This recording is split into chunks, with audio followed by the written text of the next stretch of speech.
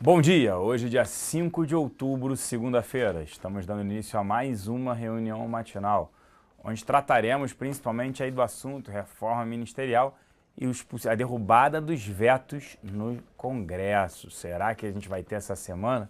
Acho que vale a pena monitorar isso. A parte política segue aí influenciando o nosso mercado, tanto de bolsa, DI, né, e também de dólar. Além disso, informações no final de semana inteiro sobre o quão o ex-presidente Lula ganhou poder em relação a essa reforma ministerial, aprovando até o Jacques Wagner, que é muito próximo a ele, e também ganhando força e falando que o Levi teria prazo de validade, segundo aí as mídias. Além disso, por aqui teve o relatório Focus do Banco Central, jogando mais inflação, dólar ainda apreciando para cima e recessão só aumentando, A recessão saiu de 2,80 para 2,85, ano que vem permanece ali um PIB negativo em menos 1, estável em relação à semana passada. O que a gente pode falar aqui, antes de eu passar para o Gustavo Cruz, é o seguinte: esse ano a gente tem pelo menos um PIB de menos 3 e ano que vem de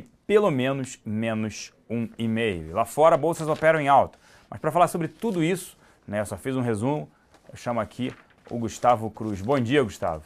Bom dia, Celso. Bom dia a todos. Pois é um começo de semana bem interessante. A gente tem na parte de fora alguns dados de PMI.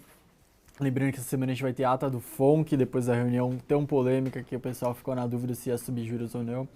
E agora todo mundo está de olho nos indicadores, que depois de sexta-feira, com o relatório de emprego veio ruim, o mercado praticamente descartando esse ano como a primeira elevação da taxa de juros. Mas então, começando pela parte exterior, a gente teve PMI de serviços no Japão, que recuou de 53,7 para 51,4. Sempre lembrando que qualquer dado de PMI que estiver acima de 50 indica expansão nos próximos meses e abaixo contração. É interessante porque a gente tem reunião de política monetária do Banco do Japão essa semana e está sendo muito cogitado um novo pacote de estímulos, ou pelo menos ampliar o que já está tendo. Então, a gente tem um nesse mês, essa semana, e depois no próximo dia 30, e está crescendo bastante a expectativa do mercado por lá de mais um pacote. Na Europa, a gente teve também PMIs, a gente teve PMI composto da Alemanha, que diminuiu de 55 para 54,1. Também recuou o PMI na Itália, na Espanha, subiu na França. A França tem apresentado indicadores interessantes, tem vindo positivos, ele subiu de 50,6 para 51,9. E no Reino Unido caiu. Ele veio de 55,6 em agosto, foi para 53,3. Então, um PMI praticamente só subindo na França, nos outros países um recuo, mas todos acima de 50 ainda, todos indicando expansão nos próximos meses. Basicamente, o que ele está apontando é que não vai ser uma expansão tão rápida quanto esperado anteriormente, por isso que existe toda aquela discussão se eles vão ter que ampliar o pacote de estímulos por lá também ou não, sendo que essa recuperação está vindo mais lenta do que o aguardado anteriormente. Outro indicador que teve na Europa foram as vendas no varejo. Elas permaneceram estáveis. O mercado até que leu bem, porque eles aguardavam uma queda nesse indicador na comparação mensal. Na anual teve uma alta de 2,3%. Mas como o Celso comentou, as bolsas lá estão reagindo principalmente ao relatório de emprego da sexta-feira, que trouxe praticamente uma informação nova de que está muito ruim para subir juros nesse ano. Então, impulsionou os mercados. Também a parte dos preços das commodities que subiu bastante e uma nova esperança de pacotes de estímulos também vindo na China. Novas medidas que tentariam estimular ainda mais os mercados. Na parte doméstica a gente teve o IPCA, o Boletim Focus, destaque para o IPCA, que foi praticamente o único indicador que segue avançando, tanto em 2015 quanto em 2016, passou de 2015 de 9,46 para 9,58 e 2016 de 5,87 para 5,94. Cresce a discussão daqueles que acham que ano que vem também vai ficar acima do teto da meta, bem diferente do que o Banco Central vem falando, que vai conseguir trazer para o centro da meta já no final do ano que vem. Então, com certeza isso vai ter que ficar bem. Vocês devem ficar bem atentos aos próximos relatórios para ver se esse dado vai estabilizar ou se vai continuar passando, vai conseguir passar a barreira dos 6. Como destaque aqui doméstico, a gente tem o IPCA quarta-feira, IPCA de setembro, depois o IPCA de 15 vir forte, a gente deve também trazer, o IPCA deve voltar subindo em setembro, outubro, final de ano, é esperado já que suba, justamente para completar esse 9, chegar nesse 9,58 esperado.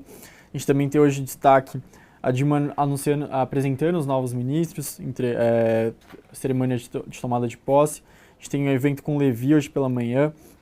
E destaque a parte também, como o Celso comentou, Lula falando que o Levi já praticamente não é o que ele quer, e agora que o Lula tem mais poder no governo, crescem os rumores de que o Henrique Meirelles seria o próximo substituto. O Lula também não gosta do ministro da Justiça, José Eduardo Martins Cardoso, também quer que saia. Então talvez a reforma ministerial tenha novos capítulos, caso o Lula consiga confirmar sua força, caso o governo consiga manter esses vetos e afastar a conversa de impeachment. Então traria novas mudanças e o Lula cada vez mais modelando um governo para sua própria candidatura para frente. Eu vou devolver agora para o Celso.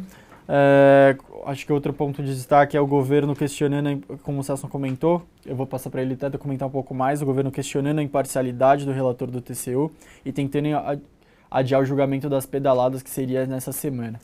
Espero que todos tenham uma ótima semana e agora com você, Celso. Obrigado, Gustavo, mas é verdade, quer dizer, isso pode ser adiado. O julgamento na quarta-feira, como eu citei, e o governo utilizando uma manobra aí dizendo que o ministro, o relator do processo, Augusto Nardes, ele já tinha declarado seu voto, ele não poderia declarar seu voto, enquanto ele mesmo, o relator, falou que não declarou voto algum. E isso pode postergar, tende a postergar esse julgamento na quarta-feira. Fluxo aqui na casa. Na sexta-feira, os locais permaneceram praticamente estáveis. Destaques na compra para Petro 3, JBS, Ultrapar, Cielo e Souza Cruz. Destaques na venda, BB Seguridade, Klabin, Embraer, Ambev e Brasil Foods. Nas duas pontas, Petro 4, Itaú, Susb 5, Odontoprev e Vale 3. Já os estrangeiros foram netos compradores em 46 milhões de reais. Destaques na compra para Petro 4, Ambev, Bradesco 4, Brasil Foods e Embraer. Destaques na venda, Sabesp, Suzano, Cielo, Vale 3 e Pão de Açúcar. Nas duas pontas, Itaú, Vale 5, Petro 3 e Banco do Brasil. No setor bancário, a gente vai ficar atento aí à possibilidade de greve a partir de amanhã, aqui no Grande São Paulo. A FENABRAN, Federação Nacional dos Bancos, aí ofereceu 5,5% de reajuste. A categoria quer 16%. Eles podem entrar em greve a partir de amanhã. Além disso, ainda no setor bancário, Itaúsa e Itaú falaram quantas ações eles recompraram no mês de setembro. A Itaú Holding, ela recomprou mais de 13 milhões de ações PNs. A Itaúsa recomprou mais de 2 milhões de ações PNs. Então, já destacando aí que os bancos, o Banco Itaú, via Itaúsa também, ele declarando que ele acredita que o ativo dele está bem mais barato e vale a pena ele comprar suas ações. CCR, mais uma empresa reduzindo os dividendos. Ela reduzindo o dividendo de 76 centavos por ação para 48 centavos. Muito nesse cenário aí mais desafiador, muitas empresas querendo reter o caixa. A Vale já fez isso, dentre outras companhias. A Oi, falando sobre o prazo de conversão das suas ações PNs por ONs, essa é a conversão que ela já foi aprovada mais de 2/3 das ações. Então, essa é uma discussão a partir de 13 de outubro.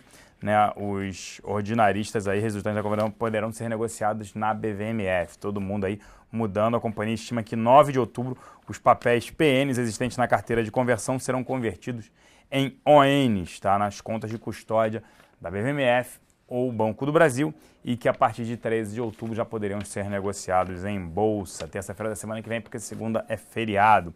Souza Cruz, a Oprah, BAT, British American Tobacco, ela renunciou à condição de que acionistas que representem ao menos 2/3 das ações em circulação aceitem as condições oferecidas pela empresa. Ela pode comprar esse 1/3 que tem a mercado negociado.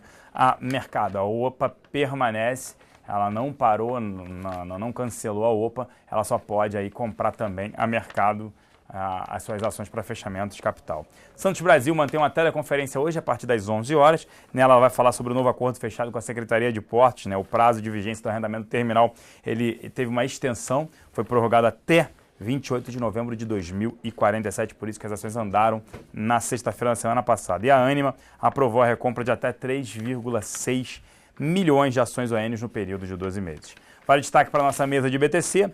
Demanda por Estácio na sexta-feira, Localiza, GGBR, CSN, Usim 5, Santander, Cruz, Cirela e Sabesp. Eu vou ficando por aqui, mas lembrando que hoje nós temos o nosso XP Connection a partir das 11h30 para falar da nossa carteira semanal direcional e também da nossa carteira semanal Short. Eu espero todos lá a partir de 11h30. Um grande abraço, uma grande semana a todos e até lá.